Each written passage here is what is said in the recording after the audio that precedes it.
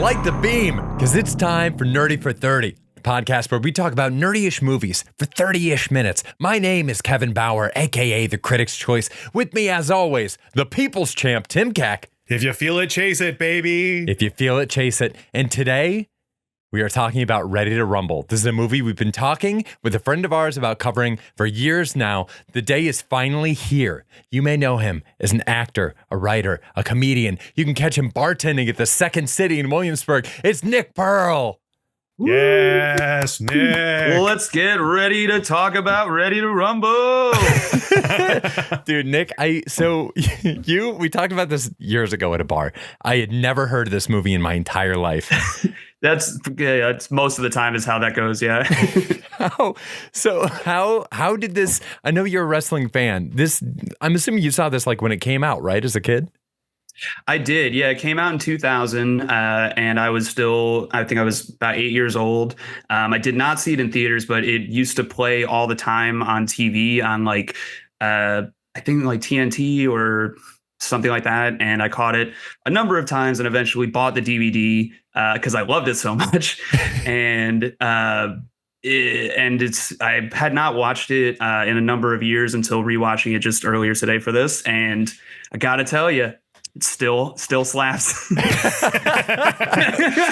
It is the most batshit insane fucking movie. It is, which is, I mean, I know we only have 30 minutes, but there is so much that I want to talk about with this movie and the wreckage that it brought to everyone involved. This movie, Ready to Rumble, famous for being a boxing catchphrase. It's catchphrase of Michael Buffer, who did legitimately work for WCW. That's where they got the title from. Even though he is, again, known for being a boxing announcer, not wrestling, but be that as it may, they decided to title the movie this. This movie not only was a critical and commercial failure, so it failed in every way that a movie could possibly fail by its own merit. It didn't even make half of its budget back, and I think it's hovering at around a 20-something% on Rotten Tomatoes. 23. There, okay, 23. Sorry, I was underselling it. Not only that, WCW, the actual pro wrestling promotion, World Championship Wrestling, that this movie is essentially built to promote, would completely go out of business within a year after this movie comes out. Incredible. And it is often looked at as a major reason for the demise of the promotion. In reality, it was like the last domino in like a bunch of fucking terrible decisions that they had been making for the course of like 2 or 3 years at that point. But this movie and the like way that they promoted it within the wrestling product afterward directly led to the worst viewer numbers, Nielsen ratings, buy rates for pay-per-views, the worst possible metrics that you could judge a pro wrestling company's success by. So in more ways than even just from a cinematic perspective, this movie was a colossal failure. And I just love it. I love it, I think, not just for the film itself, which is hard to love, but all the things that happened around it and behind the scenes and things that happened afterward and all that. So I find this movie supremely fascinating for all those reasons. I was shocked at how much I liked this movie. About halfway through, I had a great time watching this. I'll be honest.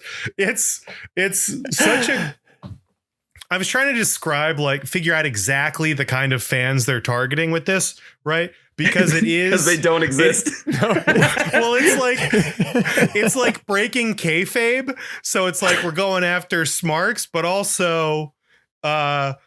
it's just about butt jokes and poop and stuff. And I'm like, what is this intersection where they're just like, oh yeah, this is actually, they take you behind the scenes, but also we're sucking dudes into porta potties. And some of the jokes in this are great. Really effing killer jokes in this movie. I was shocked. I laughed out loud multiple times. I was in on this. I don't know. I feel like I haven't watched anything like this in a long time. And this hit a button. This hit a comedy button in my heart that hadn't been pressed in a while, and I felt like a kid again. There is some primo slapstick in this movie. Oh yeah, dude. You know what in a way, it feels kind of like a spiritual sibling to Joe Dirt. Like it feels like this could exist in the Dirtiverse, which is I'll just go in for the Dirtyverse. Let's just go right into it. But like in the same way that like for some reason like I haven't gone back to revisit it. I'm sure it's bad. I fucking love Joe Dirt. And all my boys love Joe Dirt. Like everybody I know fucking rides for Joe Dirt because they wouldn't stop playing it on Comedy Central for years. But like outside of this is such a profoundly strange movie. This is far from the worst thing we've covered on this podcast. It's one of the weirder entries, but it's like there is something really charming about it.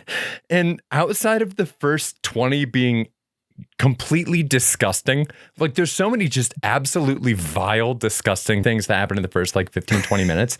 It has so much heart. And that's outside of the ring, all outside of the wrestling ring. That like it's so these dudes work cleaning porta potties. It's presented to us as though this is like the most understandable common job in the world. But the like it's a porta potty that Scott Kahn's father left to him.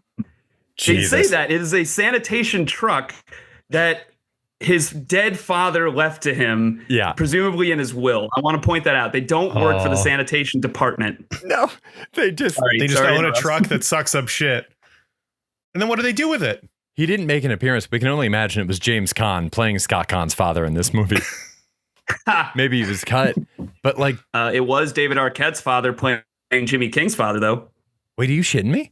Whoa. I swear to God. Yeah, because I looked it up afterward. It was Louis Arquette, who would die less than a year later, who played Jimmy King's father, the one who's like, what are you, a freak? And the one, this is sad, but the woman who played his mother also would die within a year of the movie coming out too.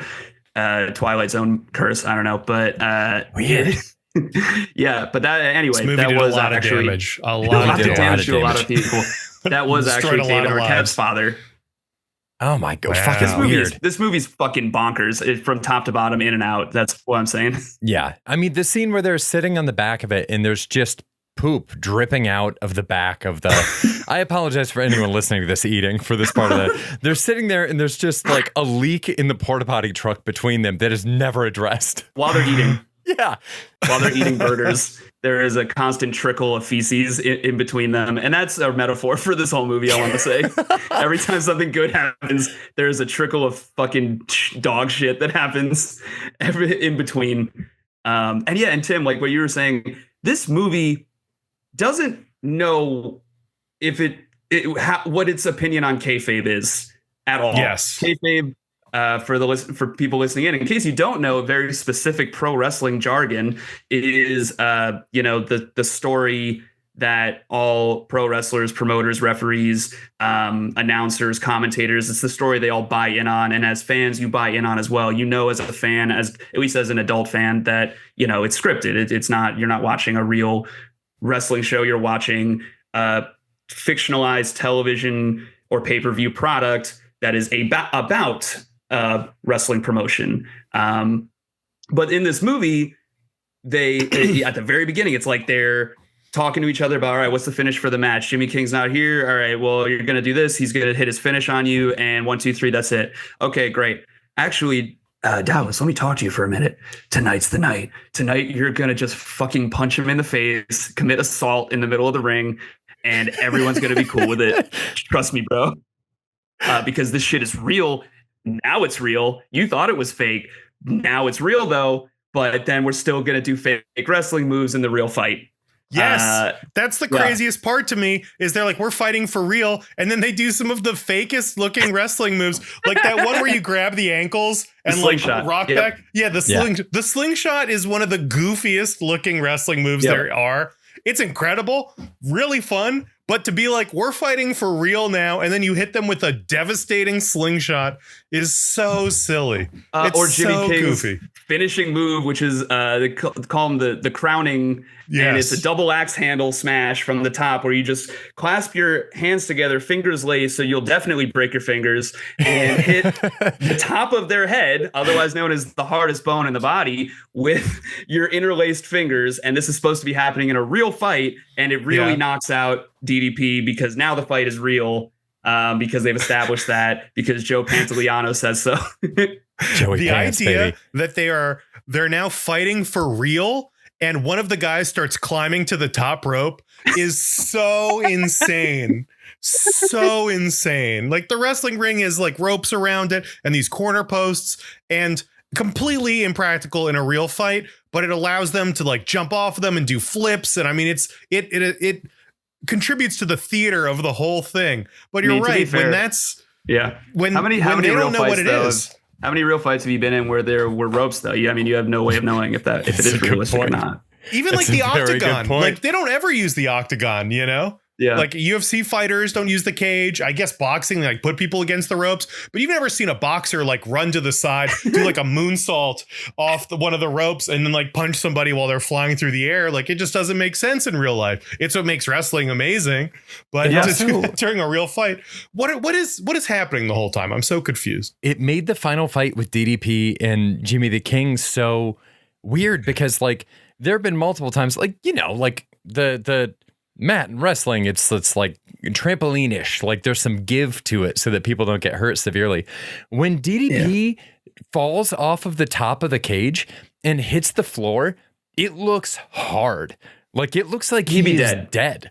There is no. If that really happened, he would be dead. Absolutely. There's no. Yeah, and something incredibly fucked up about that in particular is that. Presumably, this movie came out in May 2000. Presumably, it was filming in 1999, right? And they have that scene at the very end. Diamond Dallas Page falls from the top of this triple-decker, incredibly impractical cage that was never actually used in any professional wrestling match ever until after this movie. They actually did it for real in real life after this. So it was a thing that this movie was not written by anyone who actually knew anything about wrestling. I just want to point that out. It was written by an asshole who's friends with Harvey Weinstein and fucked up the Fanboys movie in 2008. There's a whole thing about him. He's a piece of shit. Anyway, the point is, in September 1999, there was a really tragic event that happened in the WWF and the rival promotion at Over the Edge 1999 was the name of a pay-per-view at the Kemper Arena, where Owen Hart tragically fell to his death in reality from the top of the arena, and he landed in the ring. And that's how he died, from the top of the arena. How does this movie end? A guy falling from the top of a very, very tall, close to the ceiling of the arena cage, and lands on his back. Now, obviously, this was all made before that happened, but just really bad timing. Really bad. Like, I mean, could have. I mean, at that point, you have no idea where in like post-production they are with the movie, but it's like, you gotta imagine that came up at some point. You know, like, is this in poor taste? You know, an actual, a beloved wrestler died in a manner, you know, not too dissimilar from this. It was during a pay-per-view. It was fortunately not actually during a match. It was an accident that happened in between matches, so it wasn't caught on camera or anything. But, you know, eerily similar in a lot of really unfortunate ways. Just another fucking bad luck thing associated with this movie. Especially with Diamond Dallas being all bloody and like the way he lands, it's not even like, you know, it's not like Mankind landing. It's like he's dead or something. It's rough. Yeah. To be a little funnier about the cage. Does the cage make any sense at all? Because to paint a picture for the audience, there's a giant cage. It's a square cage that they put over the ring, right? This is standard Hell in a Cell. There's cages in professional wrestling. I feel like we've seen it. And so this cage comes down and it's got another cage, a slightly smaller cage on top of it, a medium cage, and then a smaller cage on top of that cage. Now, usually to get to the top of a cage in a cage match, you somehow get outside the cage, right? And climb up the top. But for this one, in order to get into the middle cage, you have to get on a ladder and you climb up and then you're in the middle cage. And then to get into the top cage, you have to climb up the middle and now you're in the top cage. But it really just cuts from him being inside the middle cage to him on the outside of the whole structure, climbing to the top. And there's no doors. There's no way out of there. There's just, the structure itself doesn't make any sense from that. I mean, just physically, the character is just in a place and then he is no longer there. I don't understand it. I don't even know how this would work in real life. The entire movie is Looney Tunes logic from top to bottom. Nothing makes sense. Everything is just cartoon logic. And what's interesting about that is that I feel like there's only two different ways that pro wrestling is ever depicted in film. It's either the Ready to Rumble or No Holds Barred, or even like the scene, the one scene in Rocky 3, or the one scene in the Sam Raimi Spider-Man movie with Macho Man or Bonesaw McGraw, where it's super ridiculous, cartoon, over the top, insane nonsense, because pro wrestling is already a parody of wrestling itself on the surface level. So to make it a comedy about it, you have to parody a parody. And so you have to make it incredibly insane shit that can't physically possibly happening. Fucking David Arquette's character drives a motorcycle off a ramp through the cage, lands with the motorcycle in the cage, skids the motorcycle, knocks one person out of a group of like 30 out of the ring, doesn't kill anyone, and stands up unharmed. That's too crazy for an actual pro wrestling match. Sure. That's the one kind of way that pro wrestling is depicted in film. And I love it. I'm not saying that I have any problem with it whatsoever. The other way it's depicted is incredibly tragic, heartbreaking, soul-shattering misery, with the wrestler either fictionalized but kind of inspired by true stories, like The Wrestler, made by Aronofsky, which I feel like The Wrestler is a gritty reboot of Ready to Rumble in a lot of ways. With Randy the Ram Robinson being the gritty real version of Jimmy King in his trailer park, washed up, and The Iron Claw, which came out recently, which of course is a devastating film about loss and is incredibly good, and I cried very much. That movie, but that's it. Oh my God, Iron Claw really, like, not that The Wrestler wasn't dramatic, but yeah, Iron Claw absolutely ruined me. I still haven't seen it. It's very sad. Yeah, it's so sad they had tragic. to leave. They had to leave one of the dead brothers out. It was so sad. They couldn't include all of them.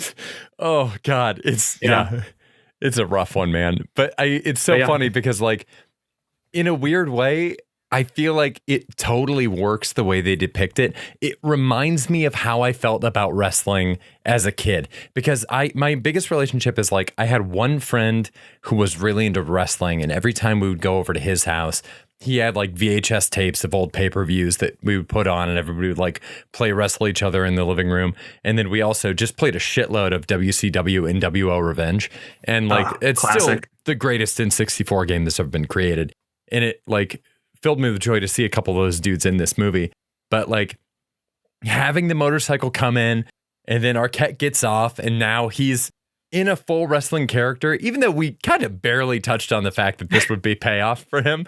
He's in a full wrestling character. He's assumed his family mantle in a way, and he is the law. I was so fucking in on that. Like, it works so well for me. I liked it. And his dad is finally proud of him now. I know. It's so good. But yeah, you're right. Like, in the middle of that, in the middle of all the play stuff they're doing, Rose McGowan gets hit with a real ladder. Yeah, she gets smacked right in the face with a ladder. It's played for laughs like a cartoon. Not the first time she is hit in the face for laughs in this movie. The first time is during a sex scene.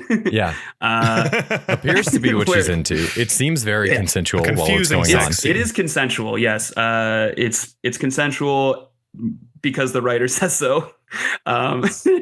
Yeah, but that movie is definitely what introduced very young Nick to Rose McGowan, and if for nothing else, I really do appreciate it for that. But you guys, are you guys aware of? Are you guys aware of what happened? What David Arquette became, like what he did after this movie in terms of wrestling? You told me about it at the bar when we were talking about this movie in the first place, because correct me if I'm wrong here, I don't want to step on anything, but didn't they let him get the fucking belt? More like forced him. Yeah, he David Arquette is, and there's a really great documentary called "You Cannot Kill David Arquette" that came out only like a couple years ago, and it follows, David Arquette training in, I don't know, like 2019 or so, like recently, to be a pro wrestler in real life and doing like some death matches and stuff. And it was him like hardcore, right? Yeah. Awesome. And he almost dies in one of them. It's really messed up. But he talks about in that movie and in numerous interviews over the years, otherwise, that like he is a lifelong pro wrestling fan. He absolutely was thrilled at the opportunity to do this movie. And when presumably Vince Russo, who was the head of creative at WCW at the time and an on-screen character, because, why not, I guess, it was his idea to put the belt on David Arquette, the WCW World Heavyweight Championship, a title that, yes, while in essence being a prop for a fictional show, is still this belt that has been carried by guys who dedicated their entire lives to the craft, to the art form, quote unquote, of professional wrestling. Guys like Ric Flair, Big Van Vader, Dusty Rhodes, Harley Race, guys that, carry a lot of weight and respect amongst fans, and also, of course, amongst other wrestlers. Now, David Arquette knew all this because he's a big wrestling fan. And he was like, everyone's going to hate this. He was like, I don't want to do this. I don't want to be the WCW champion. I don't deserve to be the WCW champion. I'm David Arquette. I'm not a wrestler. This is a bad idea. Everyone's going to hate this. And they told him, we're not going to promote your movie unless you do it. Oh, my God. We, WCW, who this movie is entirely for and about, this is just another example of WCW completely shooting themselves in the foot over the last few years of their existence, and another of the many reasons why they went out of business. But yeah, they were like, we're not going to promote the movie unless you do it. So you gotta do it. Sorry, pal. And so he did it, and sure enough, everyone fucking hated it.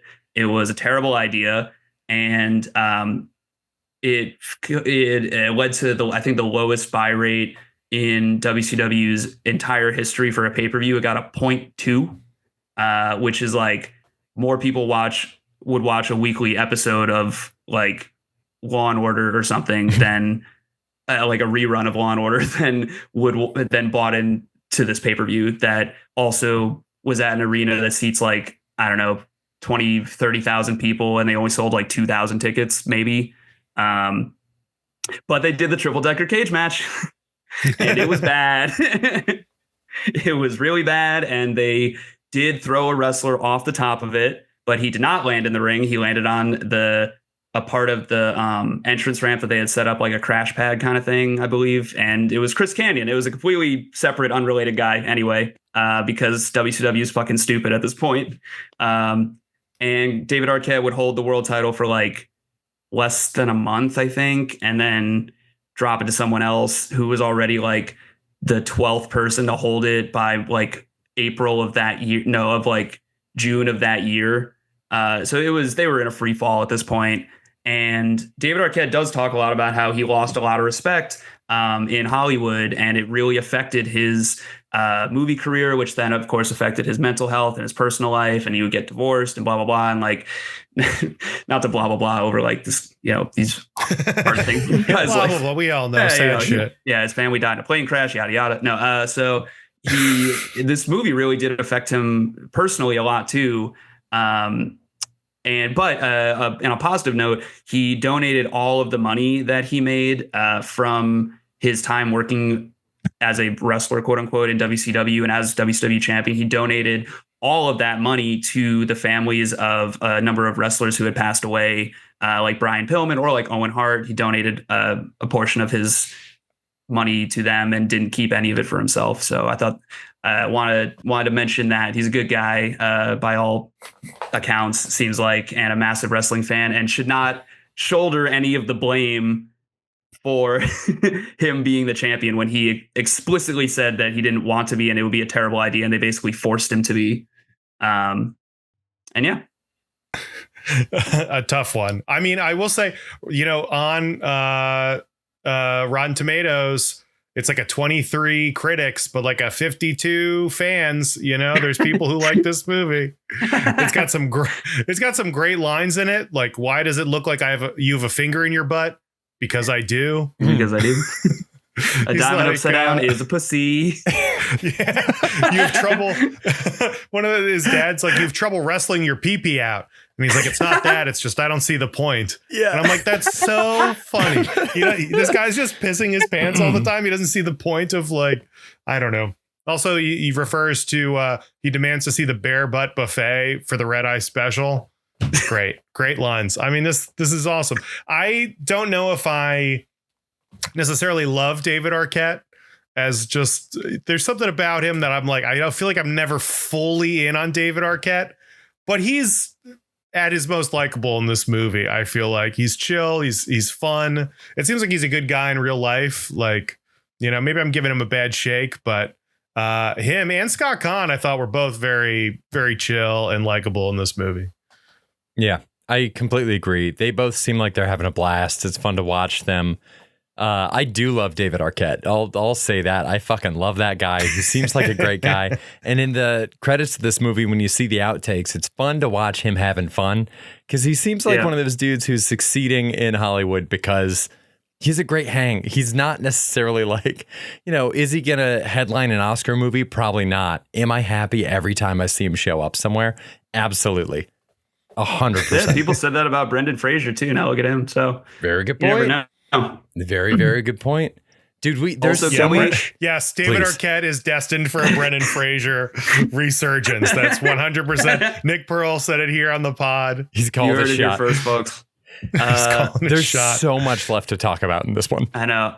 I want to I want to give a shout out to the turn by Oliver Platt in this film as well. Jesus Christ. Fantastic Southern man portrayal by Oliver Platt. Fucking Uncle whatever his name is from The Bear, as supposed to be believed as an undefeated WCW heavyweight pro wrestling champion, the likes of which we haven't seen since Goldberg or fucking, I don't know, Bruno Sammartino or some shit. This guy, this clearly already middle-aged, not in shape character actor from Frost Nixon is the guy. He's the guy, and he's like, I love Oliver Platt. He gives it his all in this movie. So does Caroline Reyes, his trailer trash, wife or whatever. But like, man, they couldn't have picked someone that looked at all like a wrestler, maybe. No, dude. You can tell he's in great shape because he wrestles in like full clothing. Yeah. That's how you know. That's where you get the best athletes. Like, oh man, there's no skin showing. I'm fairly certain his stunt double had to like pad his stomach to make him look bigger. And his stunt double was a pro wrestler. Oh my God. He's an actual wrestler. Yeah. Dude, when I saw him play the restaurant critic and chef, I was like, we got to get this guy in a squared circle. He's got it. It was inexplicable. Like, yeah, my jaw hit the floor when I saw who was playing Jimmy the King. And it's like, why in the world didn't they get one of the American Gladiators guys or something? Like, I understand that you can't really use a real wrestler for this, but why in the fuck did they go with Oliver Platt? I'm also like, why can't you just use a real wrestler? Like it's not, again, they're not aiming for the Oscars here. Just pick a wrestler that's already popular, do a story where it turns real and he gets shit. That happened in real life with Bret Hart. I mean, and he worked for WCW. It could have been way more meta and realistic. Not that they ever would have done that, but still. And the fact that they got it is kind of funny to think about, because these guys and the women and the men in WCW are athletes, yes, but they're also actors to an extent. It is a very extremely physical form of acting, but they are acting, the anguish and pain when they're in like the ankle lock or whatever, or just cutting promos or, giving passionate speeches and, whatever. You got to imagine it was a little bit of a like, oh, all right. So none of us are good enough. Okay. Or like any of the Nitro girls. I love Rose McGowan, but like all the Nitro girls are like, oh, all right. So she's got it. We're just going to bring her in. Cool. We'll just do our job like normal in the background, I guess. I wanted to get your opinion on whether or not we saw the best of what WCW has to offer, right? Because like Diamond Dallas Page is the big bad in this, I guess. And then Goldberg's in it as like a friend. Sting's there, doesn't say anything, just shows up to have the King's back for some reason. to be Batman. Yeah. Yeah. Yeah. Is this really like you're tuning into a WCW pay-per-view at the time? Are these the top guys? Is this the show? No. No, not even. It's so that's another thing that I'm glad you brought up, actually, because first of all, them casting Diamond Dallas Page as the main villain in this movie is so ass backwards. If you were at all an actual WCW fan, another reason why this movie is literally made for no one, because there's so much.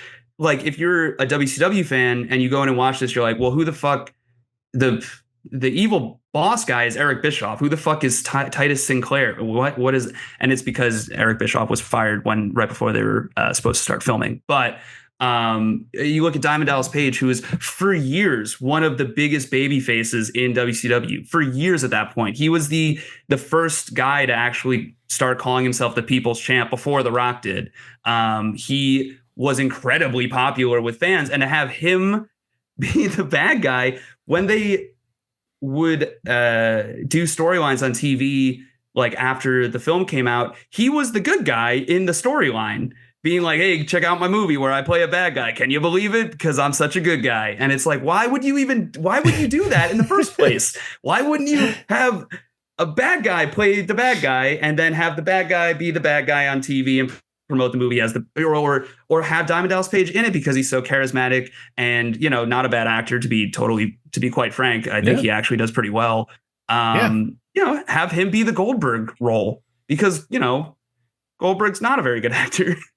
And that being said, Santa's sleigh aside, which Goldberg does give a fantastic performance in as an evil Jewish demonic Santa Claus who kills people. That's another one you should cover maybe. Anyway, on TV at the time in WCW, you do have Diamond Dallas Page and you do have Booker T, but he's also barely in the movie at all.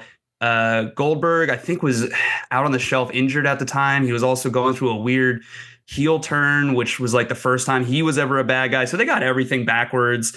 On TV, what you're actually getting is like super already kind of old and very injured Hulk Hogan versus Ric Flair. The NWO is done at this point, so Hulk Hogan's back to being a good guy, even though it's 1999/2000. Jeff Jarrett is like the world champion around this time as well, which doesn't really end up working out.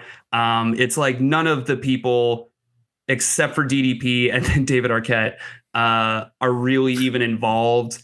Sting is just doing, I don't even know what, but he's not like really in the main title scene at this point. He's still with the company, but he's not like really doing anything. But yeah, it's interesting because the WCW we see in Ready to Rumble, the movie, was promoting their young up and coming talent way more than the actual WCW was at that time, who were still riding fucking Hulk Hogan, Ric Flair, Lex Luger, and even, I mean, Sting is even kind of old at that point too, but he was at least still pretty popular. So yeah, no, it was not indicative of what was actually happening in the product at the time. One thing of note, though, that I do want to point out is a very art imitating life kind of thing that happens is, so, at the outset of the movie, at the very beginning, Jimmy King gets, it's called a screw job in wrestling. It's a real thing that does happen, not very often, where he gets double crossed and, basically kicked out of the company, double crossed for real. He doesn't know what's happening. And it happens in real life. And then he's gone from the company. Famously, that happened in 1997 with Bret Hart and the WWF. What happens after this movie comes out and this movie comes out in, I believe it's May of 2000, right? in the summer of 2000, I want to say June, Bash at the Beach 2000. There's actually a Dark Side of the Ring episode about this. It's so infamous.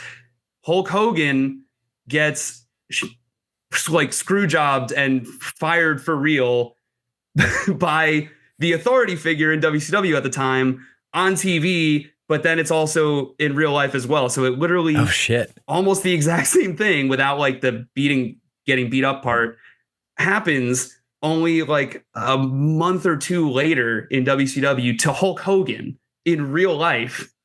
So this all predicted what was going to happen. The one difference is that it was on a pay-per-view. People had to pay to see this. Vince Russo, again, is the head of creative at the time, comes out and he's like, fuck Hulk Hogan. You'll never see that. He's from Brooklyn and he has a super thick accent. He'd be like, fuck Hulk Hogan. You're never going to see that stupid piece of shit ever again in a WCW ring. That motherfucker will never be here again. And there's a whole Dark Side of the Ring, which is a fantastic docuseries that covers this, where that was completely unscripted. Hulk Hogan didn't know Vince Russo was going to do any of that, and he immediately stormed out, quit / got fired on air, but also quit, I guess, and then was involved in a lawsuit against WCW and Vince Russo for the rest of until WCW went out of business less than a year later. Even more just incredible trivia about this movie. Foreshadowing. Yeah. Fucking wild. Yeah. I mean, if that is true, you know, like if that happened based on the movie, then my biggest priority would be finding the real life Sal Bandini. Because yes, I was just going to say Sal Bandini. Want to wrestle? Does he have the same charisma as Sal Bandini in this movie? Because that guy is, we were talking about the slapstick as Martin working. Landau. Yeah. My God. He's so incredible. Fun. That entire character is 100% based on Stu Hart and his infamous dungeon. Stu Hart is the father of Bret Hart and Owen Hart and a number of other less successful wrestling children. There were actually he had like 9 or 10 kids. There was a lot of them. But Stu Hart was a wrestler in his day and a promoter. He had his own promotion called Stampede Wrestling based out of Calgary. And he had his a wrestling school that was called the Hart Dungeon. And it was called that, you know, because it was in this sweaty basement in their house, but also because it was he would like torture his students the way that Sal Bandini does in the movie, you know, because he came from the old school way of thinking as a wrestler where you have to be a shooter. You have to actually know what you're doing in order for it to be believable when you're pretending to do it. So you have to kind of learn how to do it first. And also it's the old school mentality of like weeding out the ones who aren't tough enough and blah, blah, blah. It's, you know, it's toxic, whatever. But that's the way it was. And, you know, all of the Harts, Bret and Owen came out of that. So did a number of other guys like Chris Benoit, whatever. And I think dude. Chris, sure. And, rest in power, Chris Benoit. Fan of the show, friend of the pod. Man, I think Father's Day is coming up. But so that's who Sal Bandini is based on. And you know, that like the dingy, the dingy little wrestling school, you know, that's the fucking putting people in holds, like hitting people in the nuts. Like if you get into a real fight, like do whatever you have to do to win if someone tries to screw you, kind of thing. So yeah, no, funny you should say that. That's who it's based on. That's the real Sal Bandini. And he's no longer with us. Rest in peace. He died like 20 years ago, but in heaven with Chris Benoit. That mentality of go for the strong point is so sick. It's so cool. Strategically, a little suspect, but it's such a cool idea of like, it reminds me of the Steve Martin Be So Good They Can't Ignore You. Like the idea that you need to train up enough so that you can attack whatever is strongest about your opponent is so fucking cool. Which ends up just being hitting them in the nuts, though. Sure. That's in this movie, that's all that means. So right. A heroic move. A real face move. You could tell the producers were like, we need another nut shot right here, because they had the blooper reel nut shot roll at the very end in the credits. There was just like every nut shot outtake, you know, in a row. Mm-hmm. There, Whereas, you get disqualified in a pro wrestling match if you did that. But I guess the rules go out the window as soon as Titus Sinclair shows up. It's keeping people on their toes. Pissing all over the legacy of the World's Heavyweight Championship belt. Well, I don't think we did any pissing on the legacy of Ready to Rumble. This movie rocks. I think we got to wrap it up. Gave it a golden shower. I would, if nothing else, we gave it a golden shower of positivity. Yeah. I think that's a fair way to sum it up. The only thing that I had left on this one that I wanted to say was that first scene where Arquette is daydreaming about wrestling the clerk is so good. Yes. And I feel like that was underexplored in the movie. And you could do a whole movie based on that. Like, I'm picturing like a Michael Gondry movie where you just get that kind of shit all over the place, because it was so cool the way the floor, it looked like linoleum, but the shelves were still there. So it was like, I mean, that was amazing. I love that. Loved it. I love that. Honestly, probably the best scene in the entire movie. Yes. Honestly, like all the wrestling scenes in this movie were the best scenes because you have actual pro wrestlers doing them. They all look very good. The more unmasked Rey Mysterio you can get in there, the better, which is always weird to see his little baby face on an adult man's body. But that scene in the beginning where they have the ring ropes like in the convenience store and like all the stuff falling off the shelves and everything. Like, yeah, no, you're totally right. I wish they did way more fantasy sequences and stuff like that. Then it would actually make sense if the base story was more grounded in reality. Then you could have the crazy over the top cartoonish shit in like a fantasy sequence. Then it would totally, it already is a perfect film. But if I were to critique it at all, yeah, it doesn't. Yeah, no, I 100% anything. agree. But incredible, dude. Nick, thank you so much for joining us. Absolutely. What do you have coming up? I know the improv show last weekend was a fucking blowout. That was insane. People were like lined up around the block. It was a blast. Nuts. Yeah, it was so great. I can't believe Dwayne Johnson himself showed up. That was a cool cameo. He was looking for Madison Square Garden. I had to point him in the right direction, but it was still really great to see him. He's an old friend. But I do have a different kind of comedy show coming up, one that's planned ahead of time. It's known as sketch comedy. And it's October 2nd. I'm doing a sketch comedy show created by Alyssa Lechner, and it's going to be at Caveats, which is in the Lower East Side of Manhattan at 9:30 p.m. So yeah, if you're around there on October 2nd, 9:30, come check it out. Incredible. Hell yeah. Dude, thanks again for doing this. This is great. Thanks for having glad me. that you brought this movie into my thanks, life. man. I hope there was a lot of I hope we learned a lot today. I did. I learned a lot. Thank you guys, though. This was a lot of fun. Dude, anytime. Yeah, thanks, man. Thanks for doing it. Thank you, too. What did you think about Ready to Rumble? Let us know. Send us an email, nerdy430@gmail.com. We'll read it on the show. We're going to be back here again next week. I think next week is finally Blade. I've erroneously said several times that it's Blade. I think it actually is next week. So watch it. We'll see you back here then. Until then, stay nerdy, everybody. Bye. Stay nerdy. Bye. Too sweet. Thanks, Nick. Too sweet. Too sweet.